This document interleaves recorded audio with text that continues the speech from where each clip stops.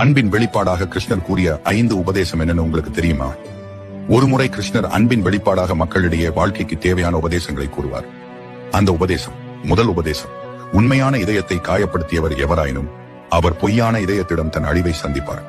இரண்டாவது உபதேசம், காரணங்களுக்காகவோ தேவைகளுக்காகவோ வருவதல்ல ஒருவர் மீதான அன்பு. இன்பமோ துன்பமோ நமக்காக நம்மோடு இறுதி வரை இருப்பார்கள் என்கிற நம்பிக்கையில் வருவதே உண்மையான அன்பு. மூன்றாவது உபதேசம், அடுத்த நிமிடத்தை கூட நம்மால் ஆள முடியாது என்பதே நிஜம்.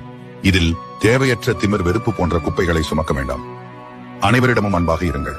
நான்காவது உபதேசம், நீ எவ்வளவு உயர்ந்தவன் என்பது உன் படிப்பிலோ செல்வத்திலோ இல்லை, பிறரை நீ எப்படி மதிக்கிறாய் என்பதில் தான் உள்ளது. ஐந்தாவது உபதேசம், இளமை முடிந்த பிறகும் மனைவி மீது பாசம் வைக்கும் கணவன், வறுமையிலும் கணவனை நேசிக்கும் மனைவி, இதே போல் துணை அமைந்தால் நீங்களே உலகில் உயர்ந்தவர்கள். இப்படி வாழ்க்கையை பற்றி உபதேசங்களை கூறி முடிக்கிறார் கிருஷ்ணர். Download ShareChat.